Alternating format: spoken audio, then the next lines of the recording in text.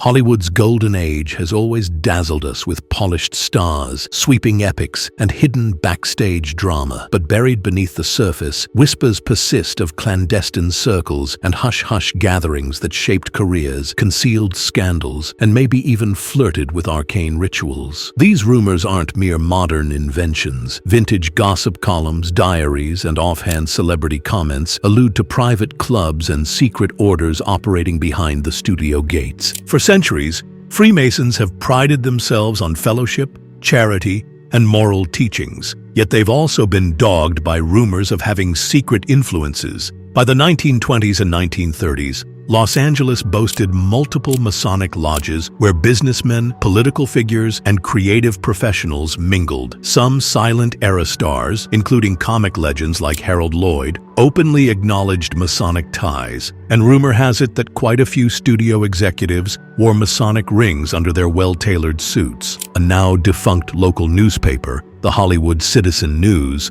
once ran a 1932 short piece. Knock thrice at the door of Hollywood's Masonic halls, and you'll find plenty of familiar faces from the pictures. Although that line might have been more cheeky than revealing, it confirmed that Masonic membership wasn't rare among film industry folk. The real question is whether these memberships created a hidden power block that shaped casting decisions and suppressed scandals. In 1945, a Los Angeles Times article listed attendees at a Masonic fundraising event. Among them were 2 Paramount directors and an Oscar-winning screenwriter. The piece praised their charitable efforts, but didn't dwell on the speculation that these men used lodge connections to fast-track script deals or close ranks against troublesome talent. Conspiracy-minded columnists claimed that a quiet advantage existed for those within the Brotherhood. If you sought to remain in the good graces of the studio machine, it supposedly helped if you belonged to the same lodge as your boss or co-star. While sifting through archives of a now-defunct New York radio station, researchers uncovered a 1962 transcript of an interview with Betty Davis. She's quoted saying, "I spent a few too many evenings smiling through lodge dinners. A woman's got to play the game sometimes, dear." Though the reference is vague,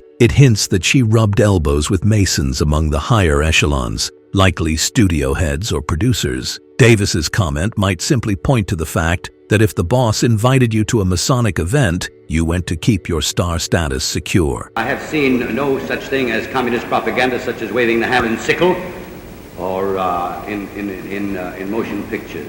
Actor Adolphe Menjou famously told columnist Jimmy Fiddler in 1939, "Masonry is about fellowship and charity. No one's pulling puppet strings in the film business because they shared a handshake." Many prominent Masons took offense at the notion that private ceremonies equated to hush-hush power plays. Nonetheless, diaries and gossip columns from the time reveal that the Masonic question never fully faded. Whenever a young actor suddenly landed a plum role, you'd see sly winks about a fraternal handshake behind the scenes. Hard evidence of Freemasonry as an all-powerful Hollywood kingmaker is thin. Yet, it's undeniable that certain top players did meet regularly under the Masonic banner. Even if these gatherings merely fostered networking rather than secret plotting, that alone could tip the scales for a hopeful star. After all, in an era where studios could make or break you overnight, rubbing shoulders with the right people in a private lodge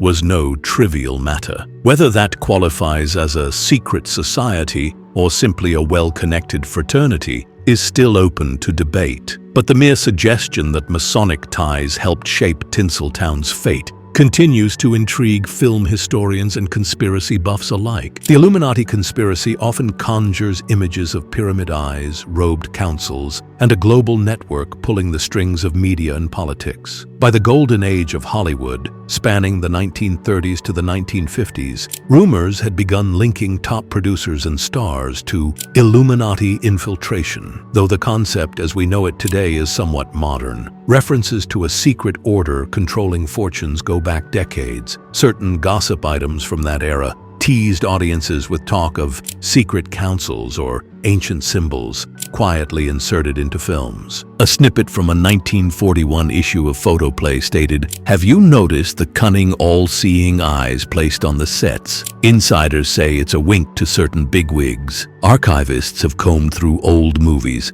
occasionally finding decorative triangles or stylized eyeballs in background art. Were these illusions to keep board-set designers busy, or a real code for those in the know? One of the most cited Illuminati references in old Hollywood stems from an offhand comment by director Orson Welles, known for his flamboyant wit. In 1943, Welles said, "I'd be more frightened of the producers if they all wore black hoods. At least then we'd know who the members of the secret council are." He was likely ridiculing the near-total control producers had over directors. But die-hard conspiracy theorists claim Welles was slyly referencing an actual council that governed Hollywood. Over time, the quote has taken on a life of its own. Gossip columnist Sheila Graham added fuel to the fire with a 1952 blind item. One top-level producer insists he has hidden knowledge of each star's fate, like some ancient deity. Whether he calls it a grand plan or a secret sign is up for debate. Readers leapt on that phrase, grand plan, linking it to an Illuminati-esque scheme. While Graham never clarified or followed up, it fed rumors that a ring of powerful insiders worked to manage star images, careers, and finances as if playing chess. Legends about Louis B. Mayer proclaiming, "I make stars," or Darrell F. Zanuck threatening, "No one works in this town if they cross me," underscore a culture of top-down dominance. The leap from "these men act like gods" to "they belong to a hidden Illuminati controlling Hollywood" wasn't too big. The exact details, robed rituals, symbolic gestures, remain more in the realm of gossip than verified fact. Yet, the persistent references to the all-seeing eye, or secret councils, help explain why many still believe the Illuminati found a comfortable home in Tinseltown. It's tempting to interpret every triangular shape or cryptic line in a 1940s film as proof of Illuminati infiltration. Skeptics rightly point out that stylized sets and exotic motifs were normal in big musicals or period dramas. Yet, the intangible sense of someone more powerful, controlling everything, has never quite left Hollywood lore. The ultimate question remains, were those subtle references genuine winks to a hidden group, or just creative design choices that fueled a sensational myth? With no direct confessions and no Illuminati minutes from 1930s boardrooms, the line between publicity stunts and something deeper remains blurred. Though not strictly an LA institution, the Bohemian Club, headquartered in San Francisco, has become infamous for hosting annual retreats at Bohemian Grove. Politicians, financiers, corporate magnates, and occasionally entertainment moguls gather in a secluded redwood forest. The secrecy, elaborate pageantry, and rumor of bizarre rituals have made the Grove a magnet for conspiracy speculation. By the 1930s, whispers circulated that Hollywood studio heads were among the attendees, forging alliances away from cameras and prying reporters. In a 1934 issue of Variety, there was a short paragraph hinting that MGM's wonder producer Irving Thalberg was planning a summer retreat to the Redwoods. The piece suggested that at least 2 other major producers had done the same. While it never explicitly mentioned Bohemian Grove, the link seemed obvious to insiders. Since the Grove was, and remains, extremely private, the mere mention of Hollywood big shots heading north raised eyebrows. Were they just enjoying nature, or negotiating distribution deals and star contracts under the pines? The Bohemian Grove's most infamous ceremony is the Cremation of Care, a nighttime gathering where robed members supposedly enact a symbolic burning of worry and stress before a giant owl statue. Critics call it nothing more than eccentric pageantry, a way for powerful men to let loose. But for conspiracy enthusiasts, the robed setting is suspiciously reminiscent of arcane rituals. If top studio executives indeed participated, it's easy to see how that would stoke rumors of occultish or secret society influences on Hollywood's day-to-day business. One of the more interesting references to possible Hollywood involvement appears in composer Rudolf Frimmel's diary, circa late 1930s, in which he wrote, "I joined them up north for a bohemian spree. Plenty of fancy men, some movie kings, all hush-hush after midnight." While we don't have a direct mention of deals being made, the phrase movie kings strongly suggests high-level industry figures in attendance. Another unpublished letter from journalist Westbrook Pegler's papers around the same era, states, "You think you've seen strange things in the city? Try the Grove. They have a flair for the dramatic that might scare even a seasoned gossip." The central question: did the Bohemian Club setting facilitate covert Hollywood power moves? Most official statements deny it, claiming the Grove is merely a place for relaxation and social bonding among elite men. However, given how the club forbade press coverage or photography, anything could have happened once the sun set. If a star's contract got extended, or an actor got blacklisted after a quiet word among moguls, no one on the outside would be the wiser. Although the Golden Age ended long ago, the Bohemian Grove still convenes yearly, and photos of modern politicians or CEOs occasionally leak. The tradition of secrecy remains, as does speculation about deals and alliances formed far from public view. For Golden Age Hollywood, the threads are thinner, more rumor than documentation. Yet, the repeated references to movie kings in diaries and columns confirm that at least a few major studio heads and producers took part. Whether they were chanting around bonfires or simply sharing brandy and jokes, the idea of an ultra-exclusive redwood retreat only adds to Hollywood's hidden society mystique. Between the 1920s and 1940s,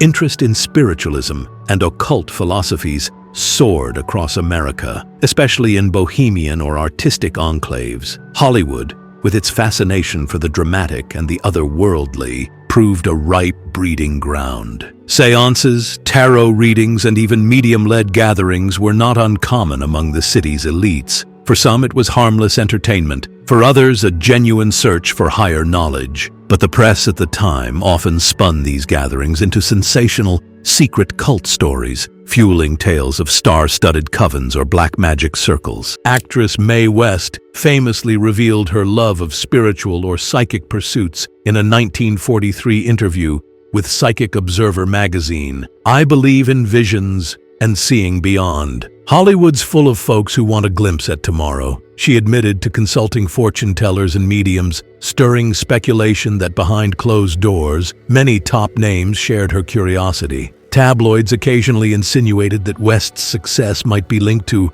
otherworldly guidance, but she brushed these off with her trademark wit. Costume designer Dolly Tree, in her unpublished memoir, described a well-known actress, whom she only called Miss L, who regularly held candlelit incantations in her plush living room. Dolly wrote, "I'll never forget how the letters spelled out secrets on velvet boards, as though directed by unseen forces." Some film historians suspect Miss L might have been Myrna Loy, known for an air of mystique, though it's never been confirmed. Dolly's account suggests these weren't just playful Ouija sessions, but elaborate attempts to invoke spiritual energies. Real or not, the press devoured such rumors. Occult scholar Manly P. Hall, based in Los Angeles for much of his life, wrote extensively on Hermeticism, secret rites, and mystical philosophies. In one of his letters archived at the Philosophical Research Society, Hall notes, "The City of Angels harbors a powerful interest in angels of another kind, famous figures dabbling in the Hermetic arts." He never named names, but the insinuation that certain Hollywood celebrities studied arcane texts or performed Hermetic rituals gave conspiracy theorists plenty to latch onto. The comedic actor Clifton Webb was known for being superstitious. Columnist Walter Winchell once joked, "Clifton Webb's next co-star might just be a ghost if he doesn't stop chanting to the beyond for help." Such jokes hardened into rumors that Webb led a comedic clique of star-turned occultists. No real evidence supports the idea of formal gatherings, but it underscores how quickly innocent spiritual interest could morph into talk of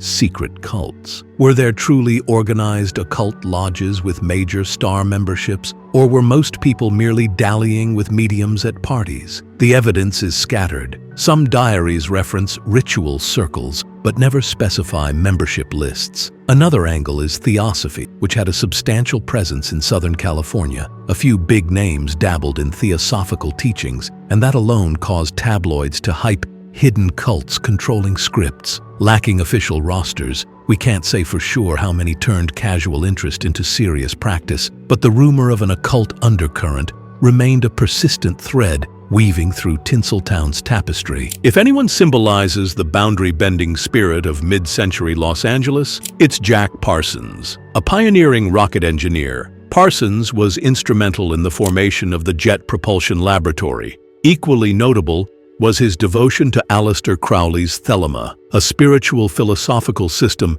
that embraced ceremonial magic and personal liberation. Parsons's double life, rigorous science by day, occult experiments by night, captivated certain circles in LA, including a handful of Hollywood's more adventurous souls. Before founding a controversial new religion, L. Ron Hubbard briefly became Parsons's roommate and partner in esoteric pursuits. Together in the mid-1940s, they performed ritual ceremonies, allegedly an attempt to invoke and create a goddess or elemental spirit. A 1946 letter from Crowley's personal archives references these experiments, stating, "Hubbard is at least trying to glean that formula we keep from the profane." That cryptic statement fueled speculation that a hidden formula for power or influence had somehow drifted from Europe's occult scene to the shores of California. While Parsons's gatherings in Pasadena were not overtly Hollywood events, they attracted bohemians, artists, and the odd aspiring actress or scriptwriter looking for something more daring than cocktail parties. Alva Rogers, a friend of Parsons, recalled in the book Sex and Rockets, it wasn't all incantations and chanting, but there was plenty of talk about contacting higher entities. Occasionally, a man or woman from the film lot would drop by, intrigued by the exotic vibe. A single cameo by a starlet or a B-list actor was enough to send the rumor mill spinning. Perhaps the entire film industry was complicit in black-robed ceremonies. Aleister Crowley, living in England by that time, regarded Parsons as a talented magician, but expressed doubts about Hubbard's sincerity. Some letters show Crowley dismissing the American scene as too flamboyant. Yet, the involvement of even a few Hollywood-adjacent figures, combined with Parsons's scientific prestige, gave birth to rumors of a Thelemic cell overshadowing film deals. Tabloids never found direct proof that major stars or studio moguls joined Thelema, but that didn't stop them from printing wild headlines about rocket science and black magic in Tinseltown. Most serious historians see the Parsons-Hubbard saga as a niche phenomenon, interesting primarily for how it bridged advanced rocketry and esoteric religion. The Hollywood part of the story remains tangential, some starlets passing through out of curiosity, a few loose friendships with minor studio staff. Yet, like any good rumor, it ballooned over time, morphing from eccentric scientists throwing weird parties into dark cabal harnessing occult powers to control your favorite silver screen icons. The reality is likely more mundane. Still, the narrative of Thelema, brushing up against Golden Age cinema, endures as one of the most fascinating collisions of science, magic, and showbiz in American history. After exploring these 5 major threads, Freemasonry, the Illuminati angle, the Bohemian Club, occult circles, and the Thelemic connection, you might wonder if they ever converged into a single, monolithic, secret society controlling all of Hollywood. The short answer is, we can't find definitive proof of that. Yet it's equally true that powerful alliances and esoteric interests thrived in Hollywood's golden age, interwoven with a studio system that prized exclusivity and secrecy. Rather than one grand conspiracy, it's more plausible that there were overlapping networks. Some individuals mingled at Masonic lodges for camaraderie or business ties. Others found creative inspiration in spiritual or occult pursuits, hosting private seances or reading theosophical tracts. A handful of the truly powerful studio moguls, producers, or wealthy backers were invited to the Bohemian Grove, forging alliances in the redwood shadows. And then there were the outliers like Jack Parsons, whose flamboyant Thelemic experiments drew in a few adventurous Hollywood souls. Each circle had its own character and purpose, from philanthropic dinners to unorthodox rituals. But collectively, they fed the perception that Hollywood was governed by secret orders. One of the most striking aspects is how often big names of the time dropped cryptic or joking references to hush-hush clubs, black-robed producers, or cryptic lodge dinners. Even if many comments were tongue-in-cheek, repeated references gave the public a sense that Tinseltown's biggest players might be operating according to codes not shared with the outside world. Offhand remarks in diaries, partial letters from estates, and gossip columns that teased private fraternities or forbidden gatherings only magnified this impression. The idea of secret societies behind Hollywood's golden sheen remains enthralling because it taps into the fundamental nature of show business itself: illusions, mysteries, hidden deals, and elaborate public facades. The average movie fan sees polished stars and cinematic magic, but senses there's something more complicated behind the curtain. So, do we imagine robed executives chanting incantations and deciding who lands the next big movie role? Perhaps that's too theatrical, though Hollywood itself thrives on theatricality. Yet we also can't ignore the numerous direct references to hidden fraternities, clandestine dinners, and powerful alliances that shaped careers. Freemasons definitely had a presence. Rumored Illuminati symbols or references popped up now and then. The Bohemian Club almost certainly hosted some movie kings. Occult circles offered drama, mystery, and novelty to a jaded Hollywood crowd. And the Parsons-Hubbard Thelemic escapades captured the eccentric spirit of an era when science, magic, and show business could overlap in the same living room. In the end, the story of secret societies in Golden Age Hollywood may not be a tidy narrative of a single controlling group. Rather, it's a tapestry, threads of genuine spiritual or fraternal clubs, corporate hush-hush networks, and healthy doses of rumors and publicity stunts. That tapestry still fascinates us because it speaks to a profound allure: the idea that behind every dream factory is a locked door, and inside, an exclusive circle manipulates the illusions we see on screen. Fact or fiction, it remains a captivating lens through which we continue to view Hollywood's most glamorous and perhaps most secretive era.